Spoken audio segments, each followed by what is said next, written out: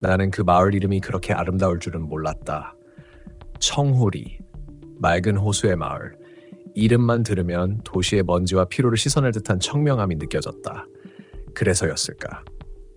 나는 그곳으로 이사하겠다는 결심을 내릴 때조차 아무런 망설임이 없었다.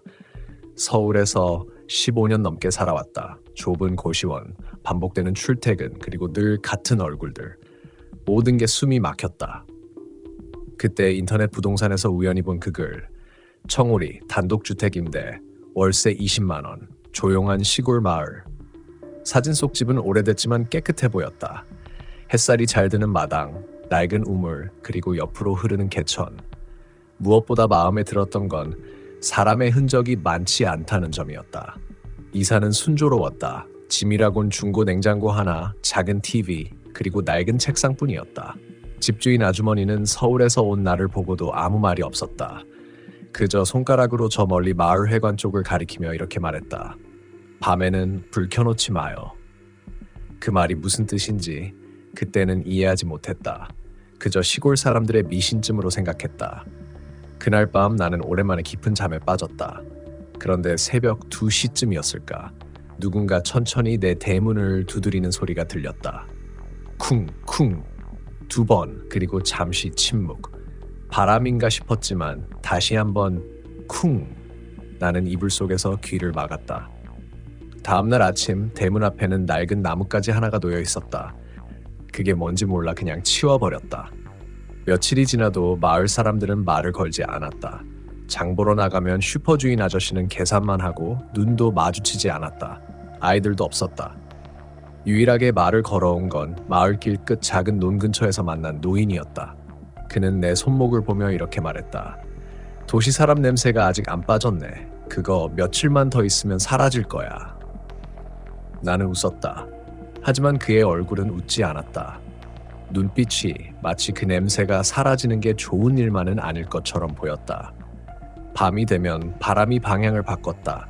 낮에는 산 쪽에서 불어오던 바람이 밤엔 호수 쪽에서 밀려왔다.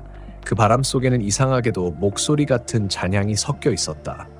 처음엔 그냥 개 짖는 소리로 생각했다. 하지만 어느 날 분명히 들었다. 이제 돌아가야지. 여성의 목소리였다. 속삭임이 아니라 바로 내 귓가에서 말하듯 생생하게 들렸다. 나는 불을 켰다. 하지만 그 순간 전기가 나갔다. 캄캄한 집안, 밖에서는 다시 문 두드리는 소리. 이번엔 확실히 들렸다. 쿵, 쿵쿵. 그 소리가 멈췄을 때 나는 숨을 멈춘 채로 현관 앞으로 다가갔다. 그리고 문 아래로 희미한 불빛이 스며들었다. 누군가 손전등을 비추고 있었다. 나는 손잡이에 손을 올렸다가 멈췄다. 그때 등 뒤에서 누군가 낮게 속삭였다. 열면 안 돼요. 소리의 주인공은 집주인 아주머니였다. 언제 들어왔는지도 몰랐다. 그녀는 내 어깨를 잡으며 말했다. 청오리 사람들은 밤에 불을 켜지 않아요. 이유를 묻지 말고 그냥 따라요. 그녀는 나를 붙잡은 채 마당 쪽을 바라봤다. 나는 그녀의 시선을 따라갔다. 거기에는 아무도 없었다. 하지만 대문 앞에는 또 다른 나뭇가지 하나가 놓여 있었다. 그녀는 그것을 바라보며 중얼거렸다. 저건 오늘 당신을 부른 거예요. 그 말을 남기고 아주머니는 사라졌다. 정말 사라졌던 말 그대로였다. 문 밖으로 나가봤지만 마당에도 길에도 아무 흔적이 없었다. 그날 이후 나는 이상한 습관이 생겼다. 밤마다 불을 끄고 창문을 닫고 이불 속에서 눈을 감는다. 그러면 어김없이 들린다. 대문 두드리는 소리, 발소리, 그리고 어딘가에서 들려오는 익숙한 목소리. 돌아가야지. 그날 이후로 나는 자주 깨어 있었다. 밤의 정적 속에서 그 문 두드리는 소리와 속삭임을 기다리는 스스로가 이상했다. 처음엔 두려움 때문이었지만 어느 순간부터 그건 호기심으로 바뀌어 있었다. 내가 들은 그 목소리는 분명히 사람이었다. 분명히 내 이름을 불렀다. 민수야, 돌아가야지. 내 이름을 알고 있었다. 그건 우연이 아니었다. 낮에는 평범했다. 닭 울음소리, 논두렁의 바람, 마을 회관에서 들려오는 트랜지스터 라디오 소리. 그러나 낮의 고요는 밤의 이상함을 더 선명하게 했다. 마을 사람들은 여전히 나를 피했다. 내가 다가가면 시선을 피했고 대화를 시도하면 입을 다물었다. 단 한 사람만이 말을 걸어왔다. 마트 앞에서 담배를 피우던 중년 남자였다. 그는 낮게 거의 입술만 움직이며 말했다. 여기선 밤에 문 열면 안 돼요. 나는 물었다. 왜요? 그는 대답하지 않았다. 그저 주머니에서 낡은 종이를 꺼내 내게 쥐어주었다. 종이는 반쯤 찢겨 있었고 글씨는 번져 있었다. 거기엔 세 줄의 문장이 적혀 있었다. 불을 끄고 문을 닫고 소리에 답하지 말 것. 나는 고개를 들었지만 남자는 이미 사라지고 없었다. 그날 밤 나는 일부러 불을 켰다. 그저 확인하고 싶었다. 이 마을의 소문이 진짜인지. 10시가 넘어가자 바람이 불었다. 유리창이 덜컹거렸고 천장에서 먼지가 떨어졌다. 그리고 익숙한 소리. 쿵 쿵쿵. 나는 숨을 죽였다. 손에 쥔 손전등 불빛이 미세하게 떨렸다. 문 아래로 희미한 그림자가 스쳤다. 그림자는 한 발짝씩 천천히 움직였다. 마치 문틈으로 내가 바라보고 있다는 걸 알고 있는 듯한 속도로. 민수야. 나는 귀를 막았다. 그런데 그 목소리는 귓속이 아니라 머릿속에서 들렸다. 나를 부르는 게 아니라 내 안에서 울리는 소리 같았다. 손전등을 껐다. 불빛이 사라지는 순간 소리도 멎었다. 그날 이후 나는 그 규칙을 지키기 시작했다. 밤이 되면 불을 끄고 문을 닫고 아무 소리에도 반응하지 않았다. 그러자 이상하게도 며칠 동안 아무 일도 일어나지 않았다. 대문 앞에도 더 이상 나뭇가지가 놓이지 않았다. 그 평온이 오래가진 않았다. 일주일쯤 지났을까. 마을 회관에서 청오리 주민 모임이 열린다는 방송이 나왔다. 나는 참석했다. 처음으로 마을 사람들의 얼굴을 똑바로 볼 수 있었다. 모두 나이든 사람들이었다. 그들의 얼굴에는 묘한 공통점이 있었다. 눈빛이 흐리고 피부가 창백했다. 무엇보다 그들의 손목에는 검은 실이 묶여 있었다. 나만 없었다. 회의는 짧았다. 마을 이장은 나무 막대를 손에 쥔 채 이렇게 말했다. 이번 달 금요일엔 불을 끄십시오. 호수의 길이 열립니다. 모두 고개를 끄덕였다. 나는 손을 들고 물었다. 호수의 길이 뭐예요? 이장은 내 쪽을 보지 않았다. 그저 나지막하게 말했다. 도시 사람은 몰라도 돼요. 회의가 끝난 뒤 한 할머니가 내 옆으로 다가왔다. 그녀는 떨리는 목소리로 속삭였다. 도망가요. 이번엔 당신 차례예요. 그 말을 듣는 순간 등에 한기가 올랐다. 차례라는 단어가 귀에 걸렸다. 무슨 차례? 무엇의 순서란 말인가? 그날 밤 나는 잠을 잘 수 없었다. 이불 속에서 휴대폰 불빛만 바라보다가 새벽 3시쯤에야 일어났다. 창문을 살짝 열자 바깥은 정적 그 자체였다. 그런데 호수 쪽에서 희미한 불빛들이 움직이고 있었다. 사람이었다. 10명쯤 되는 사람들이 등을 굽히고 손에 등을 들고 호수로 향하고 있었다. 그들 뒤에는 마을 이장이 있었다. 그리고 그들이 지나간 자리에 물 위로 사람 그림자들이 떠올랐다. 나는 눈을 의심했다. 그건 물 위에 비친 불빛이 아니라 진짜 사람 형체였다. 물결 위에서 천천히 걸어 나오는 것처럼 보였다. 그 순간 다시 그 목소리가 들렸다. 민수야, 돌아가야지. 나는 창문을 닫았다. 손이 떨렸고 심장이 미친 듯 뛰었다. 이건 꿈이 아니었다. 다음날 아침 호수로 가보았다. 밤사이 비가 내렸는지 물안개가 피어올랐다. 그런데 그 안에서 낯익은 무언가가 떠 있었다. 나뭇가지였다. 그리고 그 끝에 검은 실이 묶여 있었다. 누군가 내 뒤에서 말했다. 당신도 이제 냄새가 없어졌네요. 돌아보니 그 노인이었다. 논두렁에서 처음 만났던 그 노인. 그는 내 어깨를 툭 치며 미소 지었다. 이제 여기에 남을 수 있겠어요. 나는 그 자리에서 한 발짝도 움직일 수 없었다. 남는다는 말이 왜 그렇게 소름 끼치게 들렸을까? 그날 밤 나는 마지막으로 결심했다. 청오리를 떠나야겠다고 짐을 쌌다. 그날 새벽 아직 해가 뜨기도 전이었다. 가방에는 노트북, 휴대폰 몇 벌의 옷만 넣었다. 나머지는 버렸다. 이 마을에서 하루라도 더 머물면 내 정신이 먼저 무너질 것 같았다. 차는 문제였다. 이사 올 때 버스와 트럭을 번갈아 타고 왔기에 탈 것은 없었다. 그래서 걸어 나가기로 했다. 마을 초입에 있는 버스 정류장까지만 가면 아침 첫 차가 있을 것이다. 그렇게 생각했다. 길은 고요했다. 닭 울음도 없고 개 짖는 소리도 없었다. 마치 마을 전체가 숨을 멈춘 것 같았다. 나는 그 정막 속을 걸었다. 한 발자국 내디딜 때마다 발 아래 자갈이 부지는 소리만 들렸다. 그런데 이상했다. 내 발소리가 하나가 아니었다. 찰칵 찰칵 찰칵. 뒤에서 누군가 내 발자국에 맞춰 걷고 있었다. 나는 걸음을 멈췄다. 뒤돌아봤다. 아무도 없었다. 다시 걷기 시작했다. 발소리도 다시 들렸다. 이번엔 더 가까이. 버스. 나는 뛰었다. 정류장까지 불과 200m 남짓이었다. 그런데 뛰면 뛸수록 길이 늘어났다. 분명히 같은 길인데 마을 회관 간판이 계속 내 시야에 있었다. 몇 분이 지나도 나는 여전히 회관 앞이었다. 이게 뭐야? 나는 숨을 헐떡이며 주저앉았다.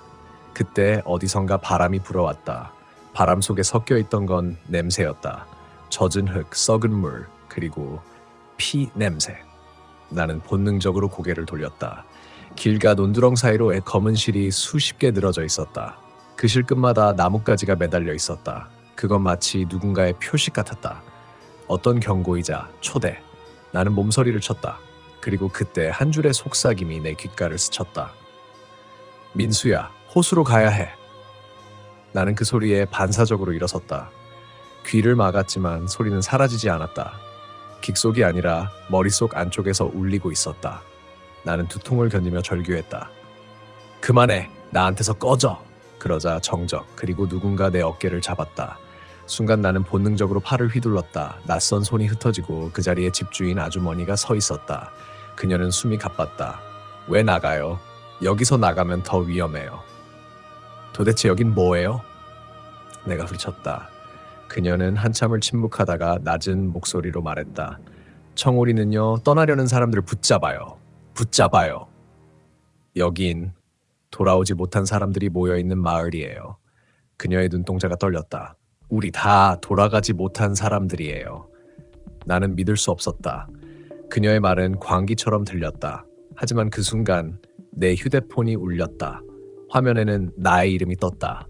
민수, 내 번호였다. 나는 손이 떨리며 전화를 받았다. 민수야, 너 왜 그 마을에 있어? 목소리는 내 친구 준호였다. 몇 년 전 회사에서 알던 동료였다. 준호? 너 어떻게 너 죽은 지 한 달 됐잖아. 순간 세상이 멈췄다. 나는 휴대폰을 떨어뜨렸다. 머릿속이 하얘졌다. 그녀가 말했다. 당신도 기억 안 나죠? 그날 밤 호수에서 미끄러졌어요. 머릿속에 파편처럼 기억이 스쳤다. 비가 오던 날 낡은 다리 위를 걷다가 발을 헛디뎠던 장면. 물에 빠지는 순간 숨이 막히던 감각. 그게 꿈이라고 믿었는데 아니었다. 청우리는요, 돌아가지 못한 사람들을 불러요. 그리고 그 사람들이 여기에 머무는 거예요. 그녀의 말이 점점 멀게 들렸다. 귓속이 울리고 호수 쪽에서 바람이 불었다. 그 바람 속에서 수많은 목소리가 겹쳐 들렸다. 돌아가야지. 돌아가야지. 나는 뛰었다. 그냥 도망치고 싶었다. 하지만 달려도 길은 제자리였다. 호수는 점점 가까워졌다. 어둠 속에서 빛이 번졌다. 물 위에 수많은 얼굴들이 떠 있었다. 그들은 나를 보고 웃고 있었다. 그 속에 나도 있었다. 물 위에서 내 얼굴이 나를 보고 있었다. 돌아가야지. 그 목소리와 함께 발밑이 무너졌다. 차가운 물이 몸을 감쌌다. 숨이 막혔고 소리도 사라졌다. 눈을 떴을 때 나는 다시 내 방에 있었다. 대문 밖에서 누군가 문을 두드리고 있었다. 쿵쿵. 나는 천천히 일어나 대문 쪽으로 걸었다. 그리고 문 아래에 놓인 나뭇가지 하나를 보았다. 그 끝에는 검은 실이 묶여 있었다. 눈을 떴을 때 모든 게 어제와 같았다. 햇살이 들어오는 창문, 식탁 위에 놓인 물컵, 벽에 걸린 시계. 하지만 어딘가 미묘하게 달랐다. 소리가 없었다. 새소리도 바람도 내 숨소리조차 들리지 않았다. 마치 이 공간이 정지된 시간 위에 놓인 듯한 느낌이었다. 나는 천천히 일어나 거울 앞으로 갔다. 거울 속에 내가 나를 똑바로 바라보고 있었다. 그런데 그 눈빛이 조금 이상했다. 내가 움직이기도 전에 거울 속에 나가 먼저 미소 지었다. 그 미소는 섬세하게 틀렸다. 입꼬리가 조금 더 길게, 눈매가 약간 더 어둡게. 그 순간 거울 안쪽에 내가 속삭였다. 이제 기억났지? 나는 뒤로 물러섰다. 뭐가? 왜 여기에 있는지. 그 말과 함께 거울이 미세하게 흔들렸다. 그 안에서 파도 같은 물결이 일렁였다. 물결이 멈추자 장면이 바뀌었다. 어둑한 밤, 호수 위에 낡은 다리, 그 위에 선 사람은 나였다. 비가 쏟아지고 있었다. 손에는 술병이 들려 있었다. 비틀거리는 발걸음, 삐걱거리는 나무 판자, 그리고 미끄러지는 발. 순간 하늘과 물이 뒤집혔다. 눈앞에 번쩍였던 마지막 불빛이 바로 그 마을의 가로등이었다. 모든 기억이 한꺼번에 밀려왔다. 나는 그날 서울에서 마지막으로 받은 문자도 기억했다. 민수야, 거기 가지 마. 청오리는 이상한 데야. 하지만 이미 늦었다. 나는 그날 죽었다. 거울 속에 내가 나를 바라보며 말했다. 그래서 돌아가야지. 어디로? 너 있던 자리로, 네가 있던 곳으로. 그 순간 거울이 산산이 깨졌다. 조각들이 공중에 떠서 빛을 반사했다. 그 빛이 방안을 감쌌고 나는 그 속에서 숨이 막혔다. 몸이 투명해지는 느낌이었다. 손끝부터 천천히 내 살과 그림자가 흐려졌다. 밖에서 누군가 문을 두드렸다. 쿵쿵쿵. 나는 천천히 현관으로 걸어갔다. 문틈 사이로 보이는 마당에는 호수의 안개가 스며들고 있었다. 물안개는 마치 살아있는 듯 천천히 집 안으로 들어왔다. 그리고 그 안에서 사람의 형체들이 나타났다. 그들은 하나같이 평온한 얼굴이었다. 그 중엔 그 노인도 집주인 아주머니도 있었다. 그녀가 내게 손을 내밀었다. 이제 됐어요. 이제 같이 가요. 나는 고개를 저었다. 나는 아직 준비가 안 됐어요. 그런 사람은 없어요. 다들 그렇게 말했어요. 그녀의 손이 내 손에 닿았다. 그 순간 차가운 온기가 전해졌다. 살아있는 사람이 아니라 물 아래의 온도였다. 나는 천천히 끌려갔다. 발끝이 바닥에서 떨어지고 마당이 물결처럼 일렁였다. 눈앞에는 호수가 있었다. 밤하늘과 맞닿은 물결 위로 달빛이 부서지고 있었다. 그 물 위로 수많은 그림자들이 떠 있었다. 그들은 모두 나를 바라보고 있었다. 그 얼굴들 속에 나는 내 가족을 보았다. 오래전 세상을 떠난 어머니의 얼굴도 있었다. 돌아가야지. 그 소리가 이제는 무섭지 않았다. 그건 협박이 아니라 초대였다. 내가 있던 자리로, 내가 머물던 시간으로. 그곳은 두렵지만 동시에 따뜻했다. 모든 소리가 사라지고 세상이 물속처럼 느려졌다. 나는 마지막으로 뒤를 돌아봤다. 마을이 보였다. 낡은 지붕들, 고요한 길, 대문 앞에 놓인 나뭇가지 하나, 그 위에 묶인 검은 실이 바람에 흔들렸다. 그건 이제 나를 부르는 신호가 아니었다. 내가 부르는 신호였다. 손끝이 완전히 사라지기 직전 나는 속삭였다. 돌아갈게. 그 말과 함께 모든 것이 잠잠해졌다. 호수의 물결이 내 몸을 덮었다. 물은 차갑지 않았다. 마치 오랜 잠에 드는 듯 편안했다. 눈을 감자 깊은 어둠 속에서 누군가의 목소리가 다시 들렸다. 어서 와요, 청오리에. 그리고 그때 멀리서 또 다른 대문 두드리는 소리가 들려왔다. 쿵, 쿵쿵. 이번엔 내가 문 밖에 서 있었다. 문을 두드리는 소리가 들렸다. 쿵, 쿵. 낯익은 울림이었다. 이제는 그 소리가 낯설지 않았다. 그저 마을의 일상처럼 느껴졌다. 나는 천천히 현관으로 걸어갔다. 문틈 사이로 새어 들어오는 희미한 안개. 바람 한 점 없는데도 커튼이 살짝 흔들리고 있었다. 문을 열자 그 앞에는 젊은 남자가 서 있었다. 낡은 가방을 메고 지친 얼굴로 나를 바라보고 있었다. 여기가 청오리 맞죠? 그의 목소리는 피곤하고 희미하게 떨렸다. 나는 잠시 그를 바라보다가 미소를 지었다. 맞아요. 여기 청홀이에요. 남자는 머뭇거리며 물었다. 혹시 하룻밤만 묵을 수 있을까요? 그 말에 나는 고개를 끄덕였다. 그럼요. 다들 그렇게 오셨죠. 그를 안으로 들이며 나는 문을 닫았다. 쿵 하고 닫히는 문소리가 마치 물속에서 울린 듯 들렸다. 그는 신발을 벗고 거실에 앉았다. 이상하게 조용하네요. 사람 사는 마을 같지가 않아요. 그 말에 나는 천천히 차를 내리며 대답했다. 조용한 게 좋아요. 복잡한 소리들이 없으니까 마음이 편해지죠. 그는 멋쩍게 웃었다. 그럴지도요. 사실 요즘 너무 힘들어서요. 그냥 어디든 도망치고 싶었어요. 그 순간 나는 이상하게 그 말이 너무 익숙했다. 나도 그랬지. 청우리에 처음 왔던 날 그 호수 위에 다리를 걸으며 중얼거렸던 내 목소리가 다시 귓가에 맴돌았다. 힘들었겠네요. 네. 그런데 이상하게 여기 오니까 마음이 좀 편해져요. 그가 그렇게 말하며 창밖을 바라봤다. 창문 밖으로는 여전히 호수의 안개가 피어오르고 있었다. 그 안개는 달빛을 머금고 천천히 마당을 덮었다. 그리고 안개 사이로 희미한 그림자 몇 개가 보였다. 그들은 조용히 서서 집안을 바라보고 있었다. 나는 그 모습을 알고 있었다. 그들도 언젠가 이렇게 이곳을 찾아온 사람들이었다. 그리고 이제는 나와 함께 다른 누군가를 맞이하는 이들이었다. 혹시 밖에 사람들 보여요? 내가 조심스럽게 물었다. 그는 눈을 가늘게 뜨며 창밖을 바라봤다. 네? 사람이라니요? 아무도 없는데요. 나는 미소를 지었다. 그럼 다행이에요. 아직은. 그는 내 말을 이해하지 못한 듯 고개를 갸웃했다. 무슨 뜻이죠? 이 마을은요, 마음이 편해질수록 조금씩 여기에 남게 돼요. 그는 웃으며 말했다. 그럼 오래 쉬다 가야겠네요. 나는 그 말을 듣고 아주 천천히 고개를 끄덕였다. 그래요. 오래 쉬다 가요. 그날 밤 그는 일찍 잠이 들었다. 나는 조용히 그의 방문 앞에 섰다. 문틈으로 새어나오는 숨소리, 그 소리가 점점 느려지고 잦아들었다.